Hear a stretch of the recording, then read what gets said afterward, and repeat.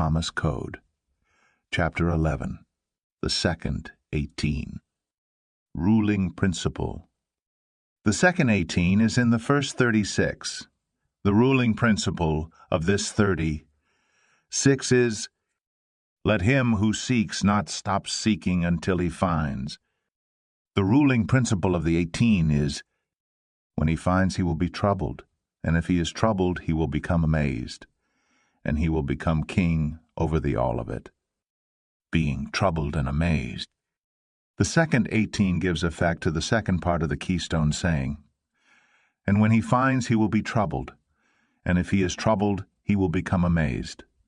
The continuation, "and he will become king over the all of it," applies to the whole 36, rather than just the second 18.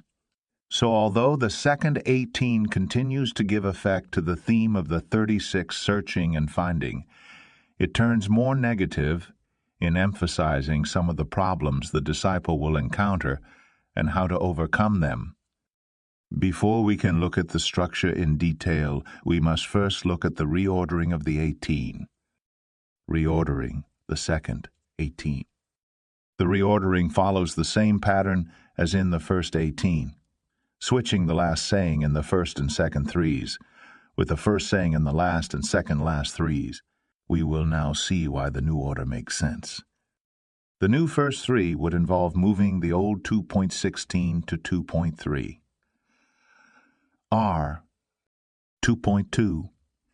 If the Lord of the house knows that the thief is coming, he will keep watch before he comes, and will not let him dig into his house of his kingdom to carry off his vessels. You then keep watch from the beginning of the world. Gird up your loins with great strength, that the robbers may not find a way to come at you, since the help you will look for, they will find. 2.3. R. Jesus said, "No one can go into the strong man's house and take it him by force, unless he bind his hands. Then he will rob his house." Amos 35. Only the middle of saying 2.2 is shown above because it is long. There is clearly a strong likeness between the two, with both sayings about robbing a house. The next three is changed by switching sayings 2.6 and 2.13. This gives the following pair in the second three. 2.5. His disciples said, "Show us the place where you are, for it is necessary for us to seek after it." He said to them, "He that has ears, let him hear. There is light within a man of light, and he becomes light to the whole world. If he does not become light, he is darkness." Tunes 24. 2.6. R. Jesus said, "A city that is built on a high mountain and fortified cannot fall, nor can it be hidden." Thomas 32. The city in saying 2.6. R. is the disciple. If his or her faith is sufficiently strong enough to survive attack, then it is too strong to be hidden from others. This obviously ties in with 2.5, which says that there is light within a man of light, a light that is visible to the whole world. The saying which 2.6R replaces has now moved to the second from last three, which is shown below. 2.13. R. Jesus said, "Love your brother as your soul. Guard him as the pupil of your eye." Thomas 25. 2.14. Jesus said, "What you shall hear in your ear, proclaim to the other ear on your housetops. For no man lights a lamp and puts it under a bushel, nor does he put it in a hidden place, but he puts it upon the lamp. Stand, that all who go in and come out may see its light." Amos 33. 2.15. Jesus said, "If a blind man leads a blind man, they both fall into a pit." Thomas 34. This group form a triplet concerned with sight, and, in the middle saying, only hearing. The new 2.13 ER ties in with the last saying 2.15.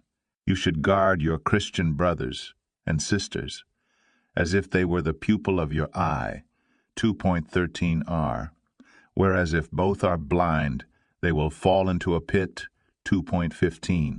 The central saying emphasizes the light which should be placed where all can see and ties back to saying 2.5 that there is a light within a man of light. The last three is also affected by the move. This involves the important saying 2.3, which becomes 2.16r. We will leave the discussion of this new position and why it makes sense to later, the reordered second 18. The diagram shows how the reordered second 18 reflects the ruling principle of being troubled, being amazed, and reigning over it all. The first section is about the troubles that come upon the disciple after he or she has entered into the spiritual union that is the kingdom. This is symmetrical with the last section, which is about achieving the kingdom, that is being amazed and becoming king. These two themes flow through the rest of the 18.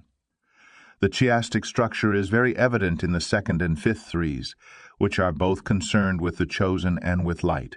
The second three is very positive, whereas the emphasis on the fifth three is about using the inner light in the disciple for the benefit of others.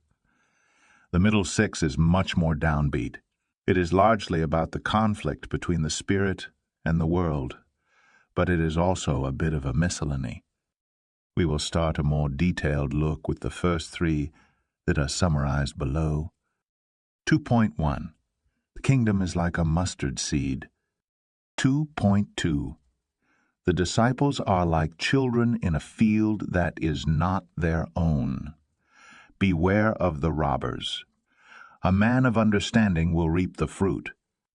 2.3. R. To rob a strong man you must bind his hand. At first sight, the odd man out of this list is the first saying about the mustard seed. This has long been taken as a beautiful metaphor for finding the kingdom of heaven. However, the chiastic structure above shows that the first three sayings are about losing the kingdom after it has been found. Is the parable of the mustard seed an exception to this pattern? Or is the conventional explanation of the mustard seed all wrong? The evil mustard seed. Here is the mustard seed parable in its Thomas version. 2.1. The disciples said to Jesus, "Tell us what the kingdom of heaven is like." He said to them, "It is like a grain of mustard smaller than all seeds. When, however, it falls onto tilled earth, it sends out a great branch and becomes shelter for the birds of the sky." Thomas 20. The same parable is found in all three of the synoptic Gospels, starting with Mark. And he said, "With what can we compare the kingdom of God? Or what parable shall we use for it? It is like a grain of mustard seed which, when sown on the ground, is the smallest of all the seeds on earth. Yet when it is sown it grows up and becomes larger than all the garden plants and puts out large branches, so that the birds of the air can make nests in its shade." Mark 4:30-32. It is very similar to Thomas, except that the mustard plant has been made more impressive so that it puts out large branches rather than a great branch. Another subtle difference is that in Mark the seed is sown, so the planting of the mustard bush is deliberate. In Thomas it falls onto cultivated ground, which gives the possibility that it is actually a weed. Matthew develops the parable further. He put another parable before them, saying, "The kingdom of heaven is like a grain of mustard seed that a man took and sowed in his field. It is the smallest of all seeds, but when it has grown it is larger than all the garden plants and becomes a tree, so that the birds of the air come and make nests in its branches." Matthew 13:31-32. In Matthew, the mustard plant has now become a tree so that birds can make nests in its branches. Most people, I'm sure, will prefer this Matthew version. It makes a better parable.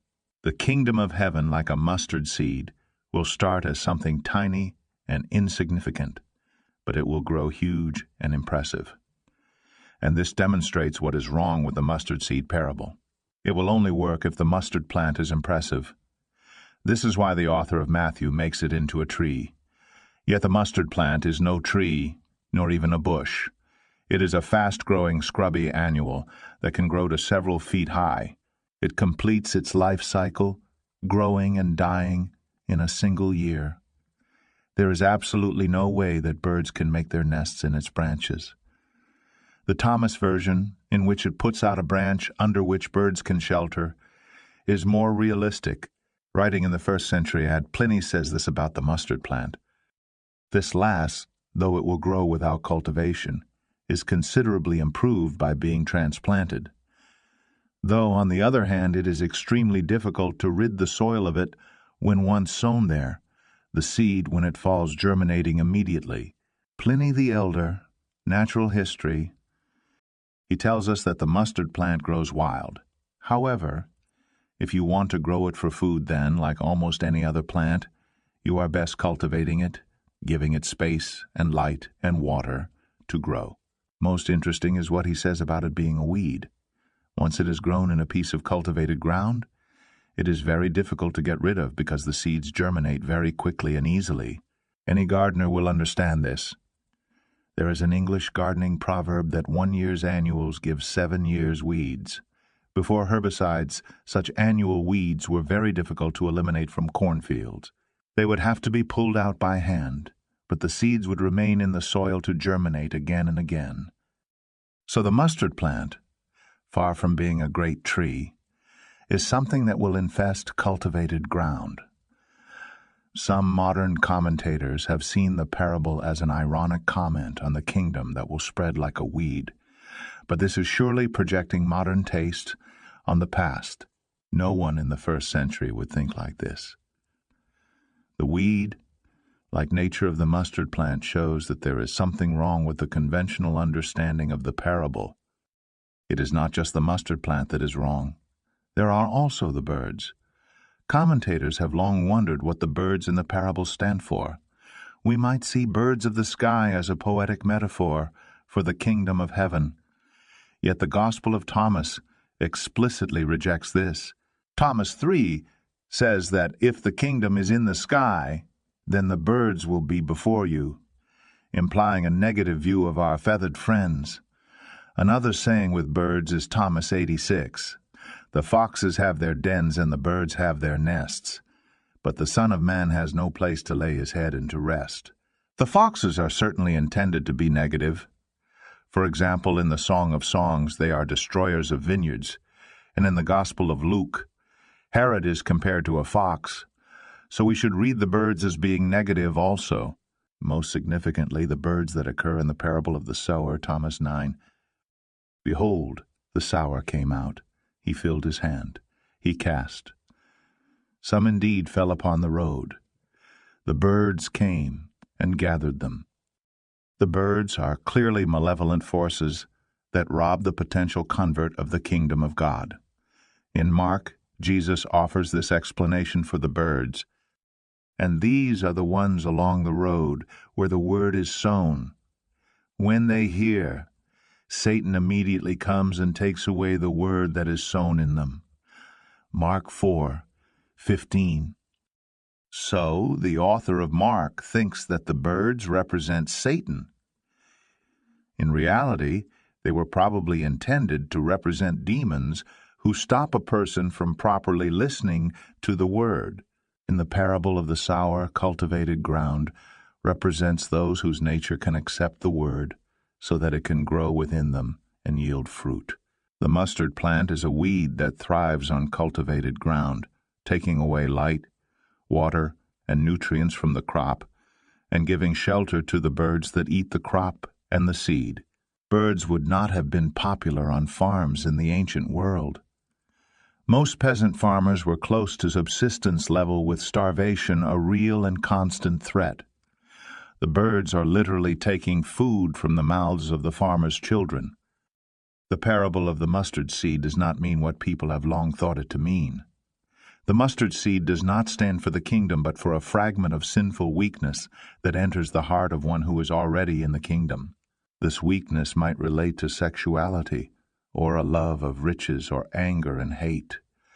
If allowed to grow, then it will become a large weed that infests the cultivated soil and gives shelter to the birds, the demons. The demons will gradually gain control of the person and divert them from the kingdom of heaven. We know from Pliny that once the mustard plant was established, it was difficult to eliminate because it germinated from seed so easily. The moral of the parable, then, is that a person must be alert to any weakness in their own nature. No matter how small, they must deal with it while it is small and not allow it to grow and set seed. There is one feature of the saying that may seem to go against this interpretation, and that is that Jesus compares the kingdom to a mustard seed. However, the formula "the kingdom is like X" introduces a story that illustrates some aspect of the kingdom. It does not mean that X necessarily stands for the kingdom in the story. When a person entered the spiritual state of the kingdom, they did not always stay in the state permanently. Disciples, even the chosen, would often fall away. There are many sayings in Thomas that warn against such a loss. So we find a negative form of the kingdom parable, where the kingdom is compared to something that illustrates the dangers of losing the kingdom. Mustard seed parable is of this type, and it is not alone in Thomas. Consider, for example, a saying in the last 18. 6.5. Jesus said, "The kingdom of the Father is like a woman carrying a jar full of meal. Walking on a road a long way, the handle of the jar broke. The meal poured out behind her on the road. She did not know, she did not realize her loss. When she came into her house, she put the jar down. She found it empty." Thomas 97. It is amusing to see the efforts that some commentators go through to cast a positive light on this saying because it is introduced by the words "the kingdom is like." The saying will not bear such a positive interpretation. The real meaning is obvious and straightforward. It is about the loss of the kingdom. The meal in the jar relates to the grain in the parable of the sower. The woman with the jar is one of the chosen, and the meal represents her spiritual treasure. She should guard it and sow it, but she treats it with neglect. She is too preoccupied with her journey on the road to notice it leaking away. The road stands for the world and its many distractions. Without even knowing what is happening, she loses the kingdom bit by bit, until one day, in a moment of quietness, she realizes it is gone. There is a close similarity between the parable of the mustard seed and the parable of the woman and the jar. In the one, the kingdom is lost by allowing a minuscule sinful weakness to grow unchecked. In the other, it is lost through becoming distracted by the things of the world. Both are warnings for the chosen. Thomas 97 is not the only negative kingdom saying in the last 18. The very next saying, Thomas 98, compares the kingdom to an assassin. 6.6.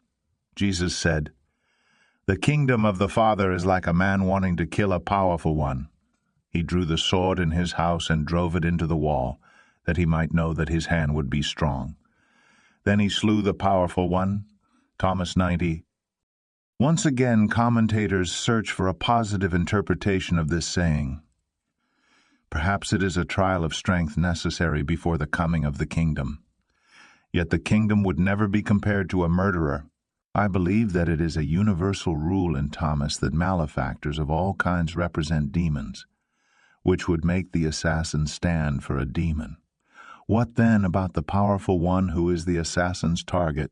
The same word is used for the powerful ones in soft raiment who are despised in Thomas 78.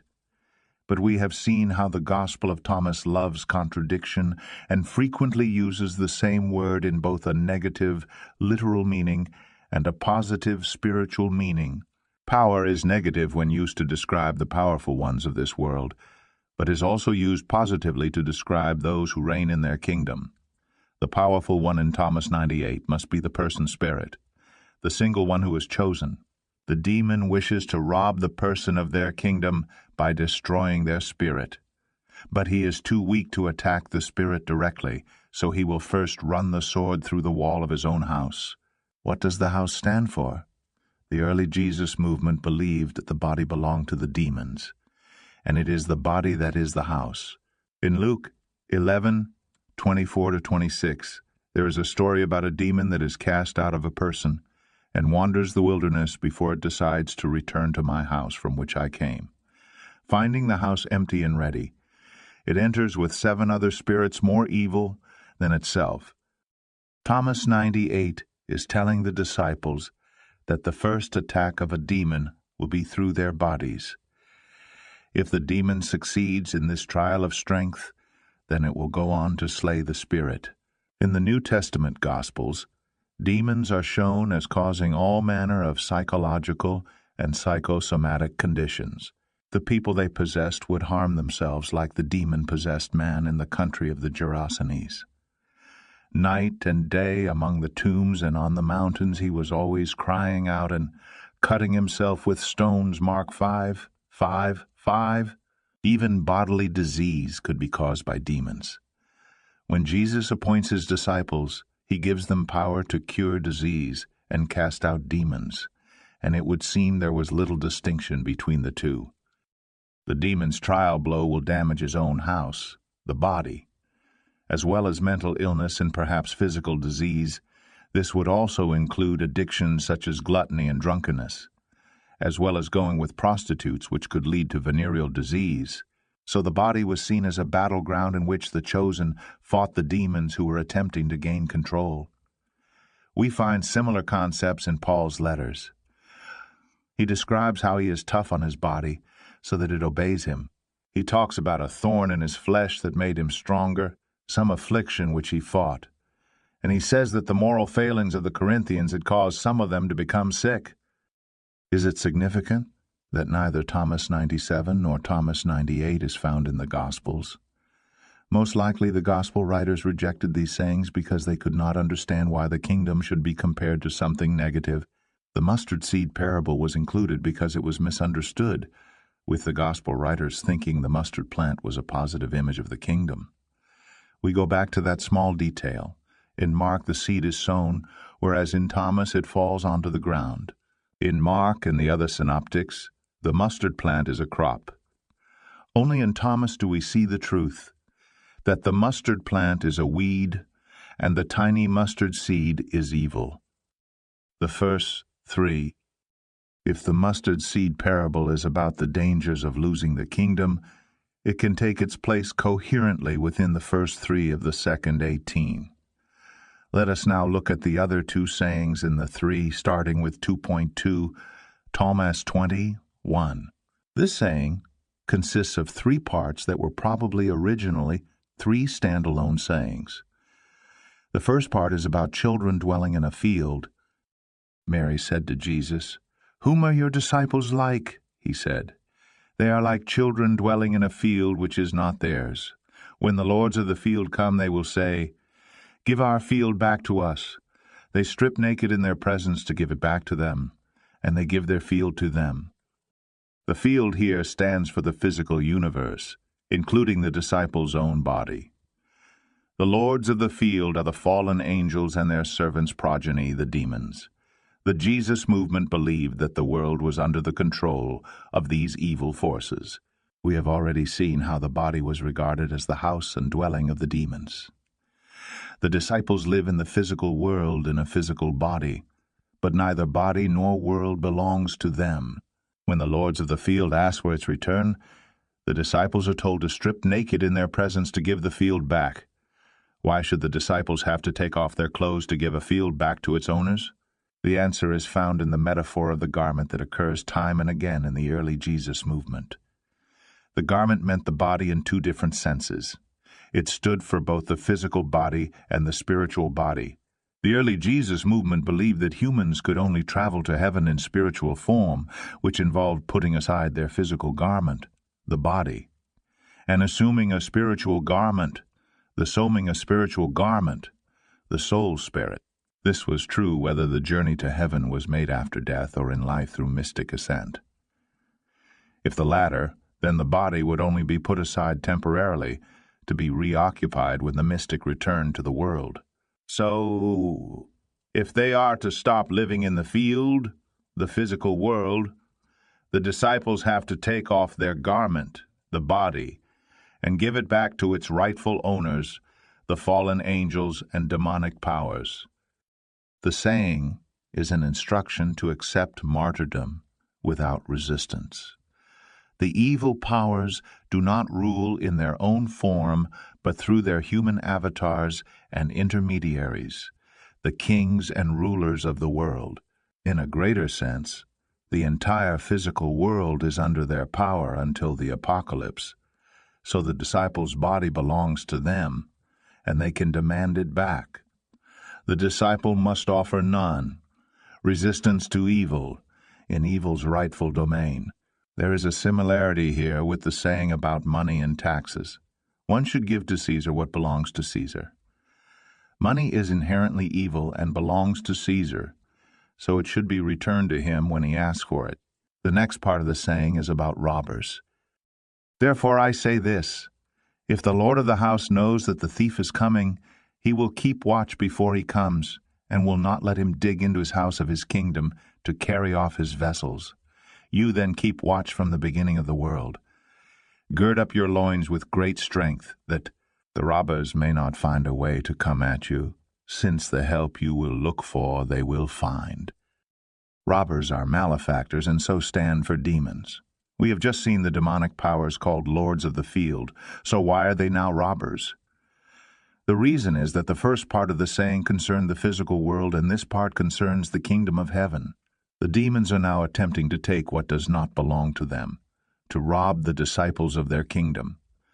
The Lord of the house is a person in the kingdom, and the vessels in the house of his kingdom stand for the spiritual treasures of the kingdom of heaven. The meaning is straightforward. The chosen must be vigilant and alert for demonic incursions into their own nature.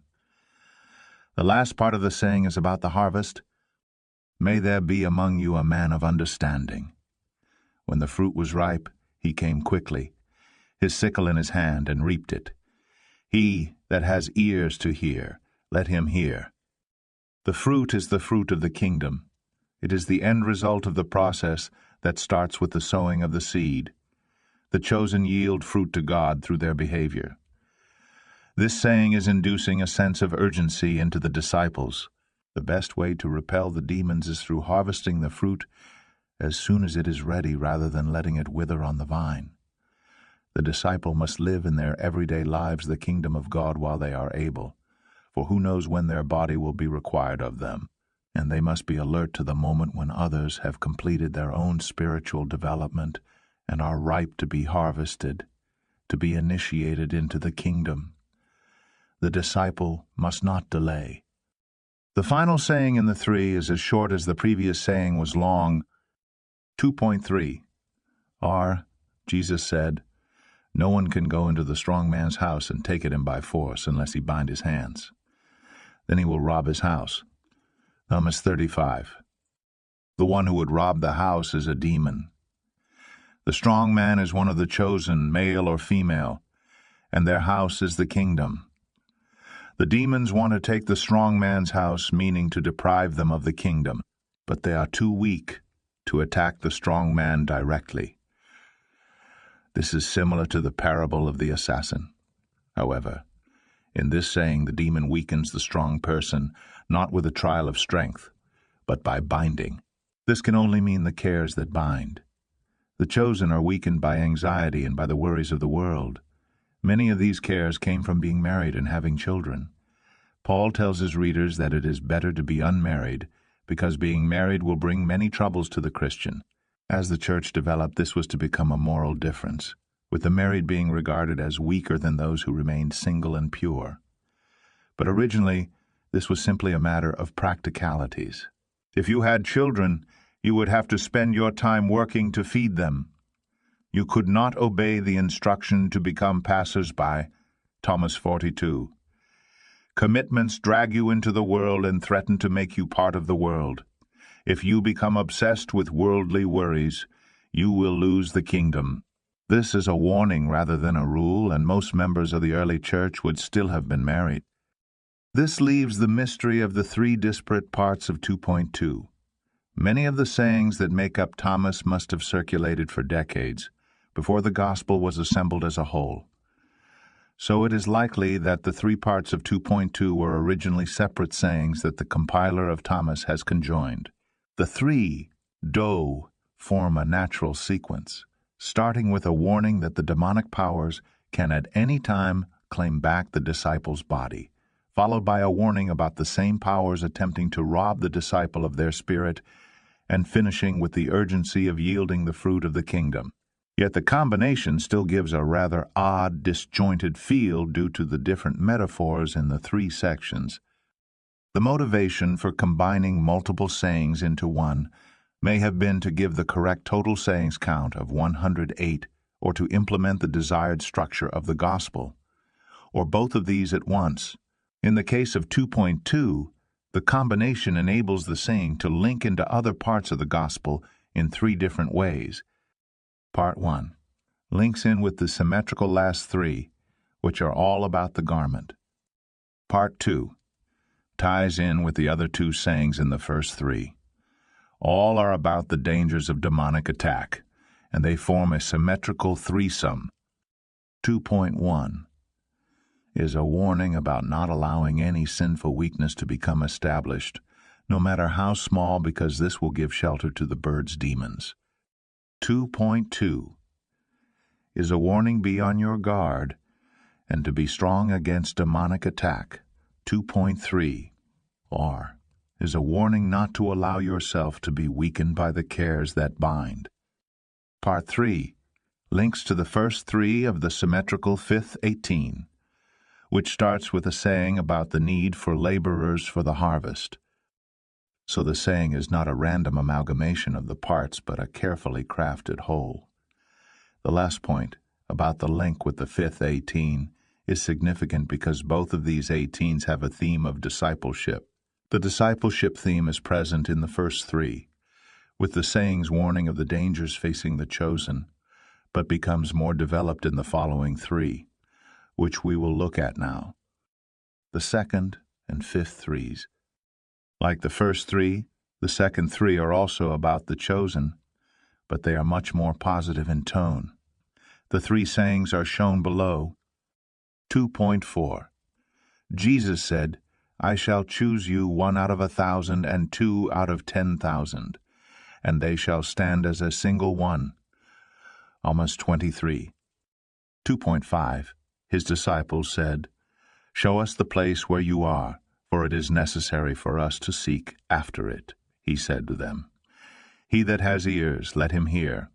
There is light within a man of light, and he becomes light to the whole world. If he does not become light, he is darkness. Tunas 24.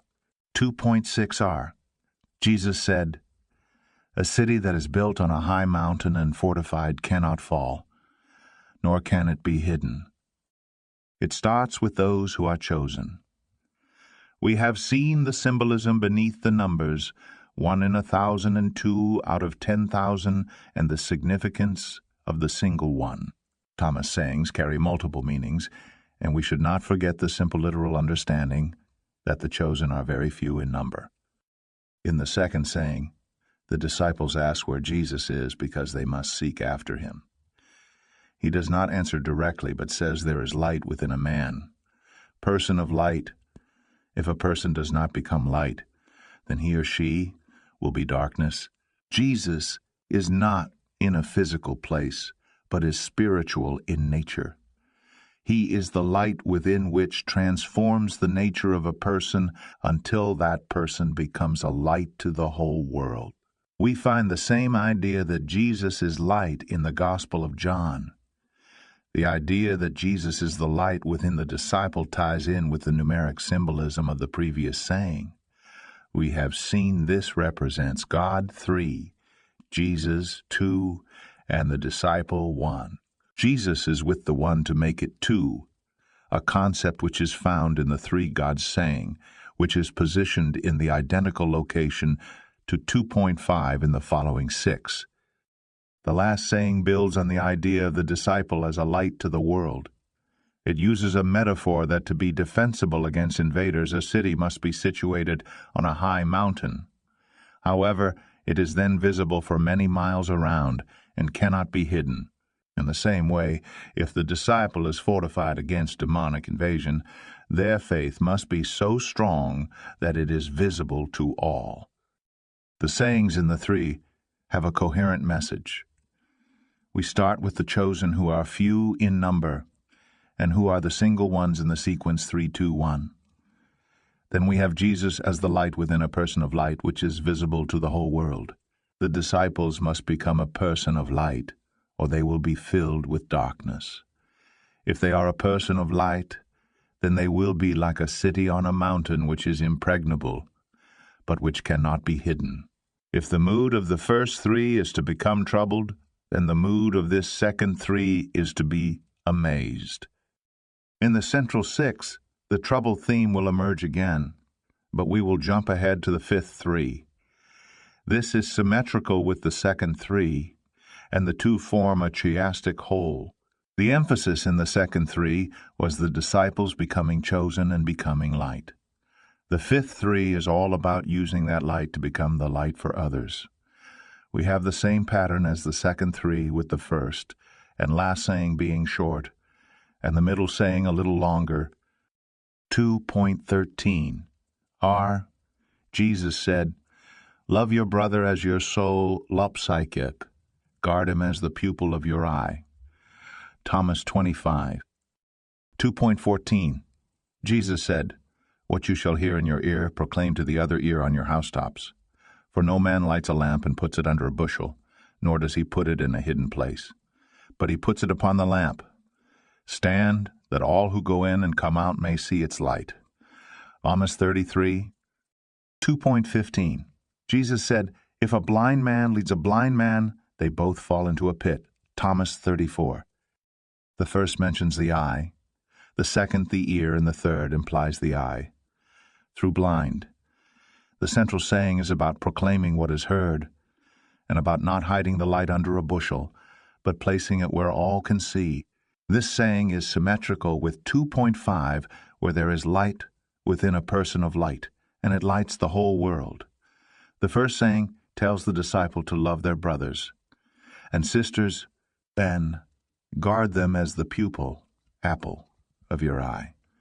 This is using a traditional Jewish expression to imply that the disciple should be the eye of their brothers and sisters in the Jesus movement. The last saying is about what happens if the blind are led by the blind. They both fall into a pit. The meaning of the whole is that those with light should guide those who would otherwise be blind. It is not, of course, literal blindness that is intended. The early Jesus movement had two grades of followers: the chosen, or pneumatics, and the called, or psychics. The pneumatic are those of the spirit, and the psychic those of the soul. The movement started out as being elitist in a spiritual sense, appealing to the pneumatic alone. This limited its growth, and it began to offer water baptism to appeal to the non-spiritual majority.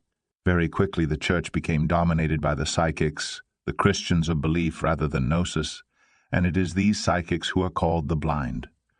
The sayings in the fifth three are about the love and guidance the pneumatics should give to their psychic brothers and sisters, left to themselves, as they were soon to be. The psychics will fall into a pit, so the pneumatics must act as their eyes and share with them their light. Each of the two threes is a coherent whole in its own right, and yet also ties in beautifully with the other three. In terms of the individual sayings, we have seen how 2.5 is linked with the symmetrical 2.14, and how 2.6 and 2.13 are switched. The remaining symmetrical pair is the chosen saying 2.4, whose subject is the pneumatics, and the blind saying 2.15, whose subject is the psychics. These two sayings represent the two wings of the church, which are called elsewhere the right and the left. The middle six. The middle six section goes back to the principle of being troubled. The section starts and ends with two sayings that give warnings to the disciples. The first is a saying that is familiar from the synoptics. 2.7 Jesus said, "The mote which is in your brother's eye you see. The beam, however, in your eye you do not see. When you cast out the beam from your own eye, then you will see to cast out the mote from your brother's eye. Thomas 26. This links in with the theme of light in the previous section, but the joyful nature of that section is now gone. This saying warns the disciple about criticizing their fellow brother and sisters if they themselves cannot see. In the original ordering, this saying is next to the saying about the blind leading the blind, which also makes sense. This saying is addressed not to the chosen, but to those who have not yet reached the chosen state. Only when they achieve the ability to see clearly can they lead the blind. The last saying in the section is a warning about the disciple remaining in their hometown. 2.12. Jesus said, "No prophet is accepted in his own village. A physician does not heal those who know him." Thomas 30. 1. This saying is telling the disciple to leave their familiar environment and become passers-by. So both the first and last saying in the 6 are concerned with situations where the disciple cannot help others. The second saying in the 6 is about fasting from the world. 2.8. Jesus said, "If you do not fast from the world, you will not find the kingdom. If you do not keep the Sabbath as Sabbath, you will not see the Father." Thomas 27. The Gospel of Thomas loves contradiction, and this saying seems to contradict other sayings. The disciples are told to fast, although 1.51.6 have already told them not to fast. In this case, the contradiction is easily resolved. The disciples are not to fast in the traditional Jewish sense, but to fast from the world. This reflects the new spiritual law that supersedes the traditional Jewish law. Traditional fasting is linked to Sabbath observance, which is mentioned next. The disciples are now told to keep the Sabbath as Sabbath. The conventional explanation is that this means that the disciples must observe the Jewish Sabbath. Such an emphasis on Sabbath observance contradicts many other sayings in the Gospel, such as 3.16 Thomas 53, which rejects circumcision. To resolve this contradiction, many conventional commentators take their usual approach of assuming that Thomas is wrong. They see this saying as a later addition, perhaps from a group of Jewish Gnostics. We shall take the contrary approach of assuming that the gospel is right and that the contradiction is deliberate. It is encouraging that we can see just such a deliberate contradiction in the first part of the saying, along with its resolution that fasting is interpreted in a way that undermines traditional Jewish observance. If the contradiction is deliberate, then the two Sabbaths are two different Sabbaths. The saying is not a defense of traditional Jewish Sabbath observance, but a rejection of such observance. We know that the Christians did abandon the traditional Jewish Sabbath, the last day of the week, Saturday, in favor of the first day of the week, Sunday. So the obvious conclusion is that this is what is intended here. This change in Sabbath is puzzling on the conventional view. If Christians had started by observing the Jewish Sabbath, then this practice would have continued. To change the day of Christian observance once it had become established would be all but impossible. As the Sabbath did change, this change must have occurred at the beginning of the movement. There are, in fact, clues that the Christians did not keep the Jewish Sabbath. In the Gospel of Mark, the disciples are accused of eating ears of corn on the Sabbath, and Jesus replies that the Son of Man is Lord of the Sabbath. The implication is that Jesus had ordered a change in the way the Sabbath was interpreted. We should note that this change of Sabbath, from the first to the last, is consistent with the chiastic structure and reversal of the last and first in the Gospel of Thomas. We have seen how 4 sayings in each of the first 2 18s have to be switched so that the end becomes the beginning, and the beginning, the end. So perhaps the change of Sabbath from the end of the week to the beginning of the week is also indicated by 1.17. Have you discovered then the beginning, that you seek after the end? For where the beginning is, the end will be also. The conventional explanation is that the Sabbath was changed to celebrate the resurrection of Jesus, which, according to the Gospels, occurred on the first day of the week. But this is to confuse cause and effect based on a literal interpretation of the resurrection stories. Instead, we can see both the relocation of the new Sabbath to the first day of the week and Jesus' resurrection occurring on the same day as indicating a single underlying cause. The fasting from the world theme is developed in the next two sayings. Jesus said, "I stood in the midst of the world, and I appeared to them in the flesh. I found them all drunk. I found none among them thirsting. And my soul was afflicted for the sons of men, for they are blind in their mind, and do not see, for they came into the world empty. They seek also to depart from the world empty, but now they are drunk. When they have thrown off their wine, then they will repent." Thomas 28. 2.10. Jesus said, "If the flesh came into being because of the Spirit, it is a marvel. But if the Spirit because of the body, it is a marvel of marvels. But as for me, I marvel at this, how this great wealth has settled in this poverty." Thomas 29. These are followed by the three gods saying, which we have already covered.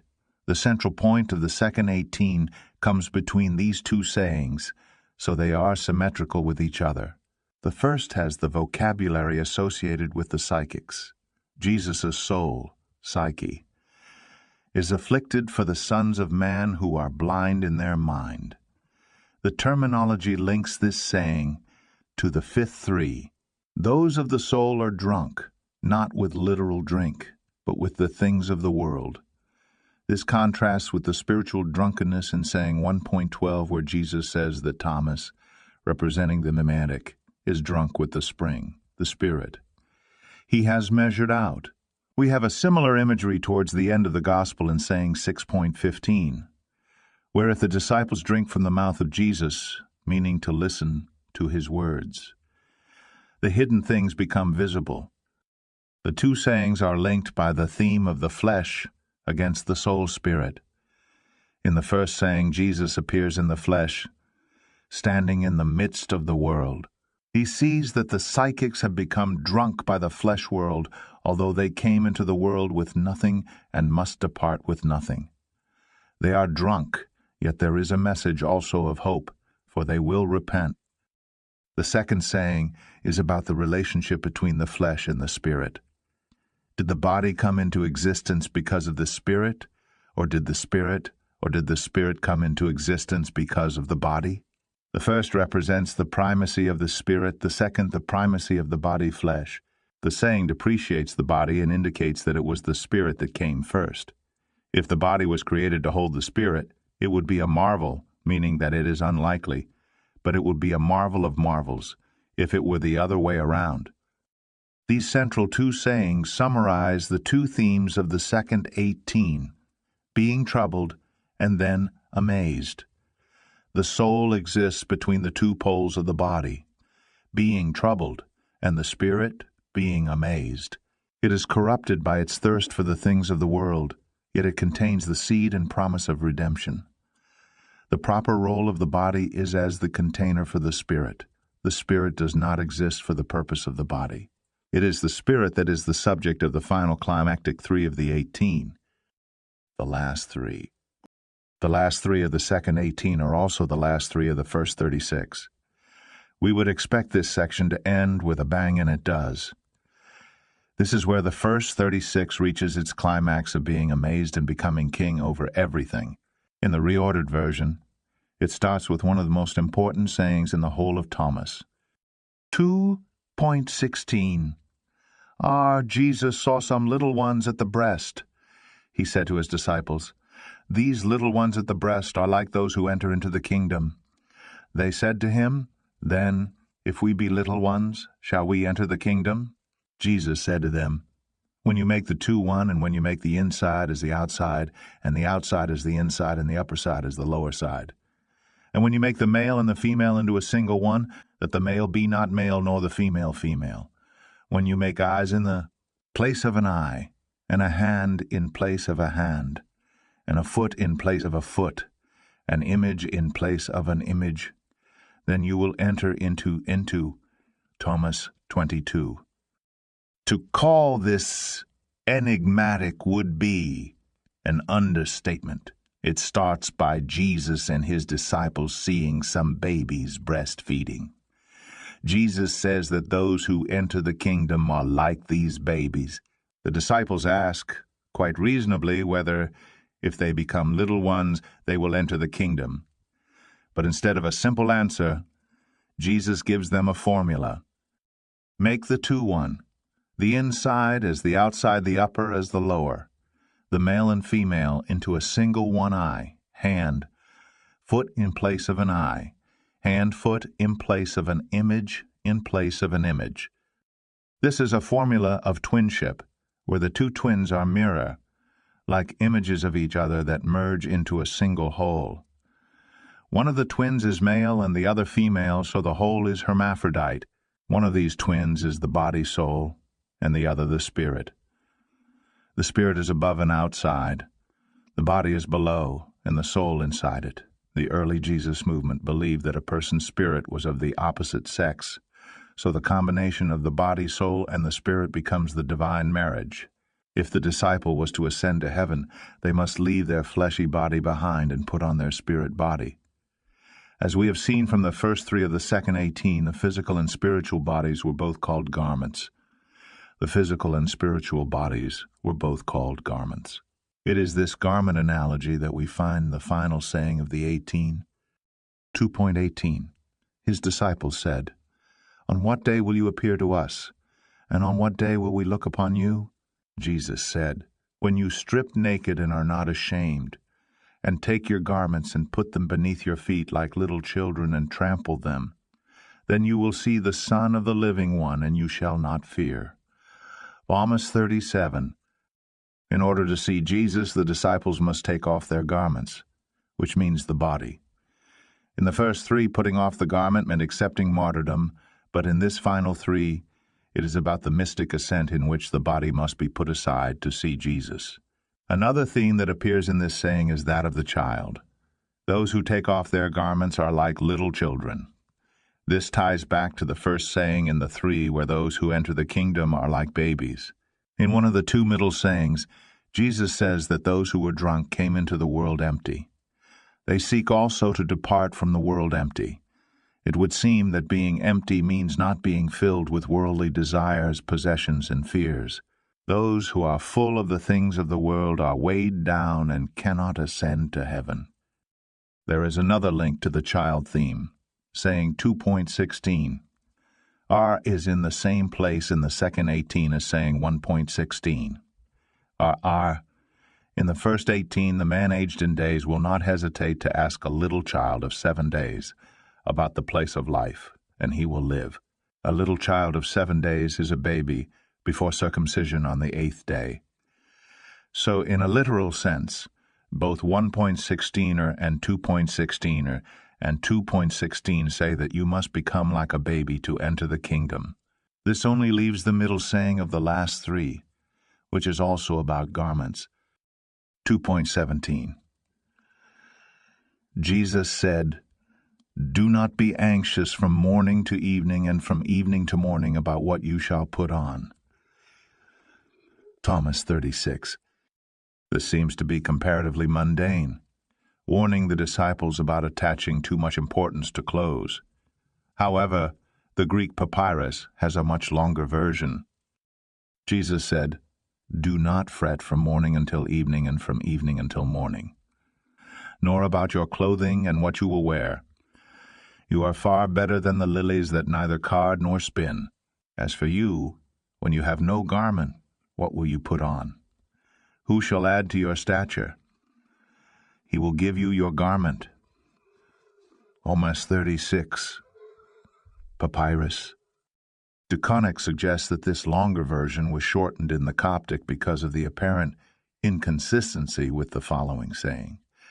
Psalms 36 tells the disciples that they will be given a garment, whereas Psalms 37 says that they should put off their garment. A very similar saying to the long version is found in the Gospels of Matthew and Luke. "Therefore I tell you, do not be anxious about your life, what you will eat or what you will drink, nor about your body, what you will put on. Is not life more than food, and the body more than clothing? Look at the birds of the air. They neither sow, nor reap, nor gather into barns, and yet your heavenly Father feeds them. Are you not of more value than they? And which of you, by being anxious, can add a single hour to his span of life? And why are you anxious about clothing? Consider the lies of the field, how they grow. They neither toil nor spin. Yet I tell you, even Solomon in all his glory was not arrayed like one of these. But if God so clothes the grass of the field, which today is alive and tomorrow is thrown into the oven, will he not much more clothe you, O you of little faith? Therefore do not be anxious, saying, What shall we eat? Or what shall we drink? Or what shall we wear? For the Gentiles seek after all these things, and your heavenly Father knows that you need them all. But seek first the kingdom of God and his righteousness, and all these things will be added to you. Therefore do not be anxious about tomorrow, for tomorrow will be anxious for itself. Sufficient for the day is its own trouble. Matthew 6:25-34. The meaning from Matthew is very obvious. The disciples should not worry about food or clothing because God will provide. The lilies of the valley neither card nor spin, yet are clothed better than Solomon in all his glory. Does God not care for people more than plants? Anyone familiar with the Matthew and Luke versions will tend to regard Thomas as being inferior. This is the Sunday school effect, whereby people always think that the version they have been familiar with since Sunday school must be right. In his recent book, Thomas and the Gospels, Mark Goodacre argues that the Thomas version must be dependent upon the Matthew and Luke versions because it shows a phenomenon that he calls the missing middle. His argument is that the Matthew version makes perfect sense as a well-developed story. However, the Thomas version does not make sense unless we were already familiar with Matthew or Luke, because it has extracted certain elements from Matthew but excluded others. So in Thomas, we have the detail that the lilies do not card or spin, but without any explanation. However, what Mark Goodacre never considers is that the Matthew version does not actually make sense, any more than the synoptic version of the mustard seed makes sense. Matthew has two parallel themes, eating, drinking, and clothing. The eating-drinking theme uses the metaphor of the birds that do not sow or reap, and yet God provides for them. The clothing theme uses the example of the lilies. And it is here that the saying goes wrong. Consider what Jesus says about the lilies. Even Solomon in all his glory was not arrayed like one of these. But if God so clothes the grass of the field, which today is alive and tomorrow is thrown into the oven, will he not much more clothe you? So the lilies of the valley are better clothed than Solomon, who is used as the supreme example of the well-dressed man. Jesus then promises that the disciples will be even better clothed than these lilies of the valley. But this means that the disciples are to be better clothed than anyone in history. Yet the Jesus movement depreciated the things of the world, and the disciples were vagabonds who would have gone about in rags. How then could they be more gorgeous even than Solomon?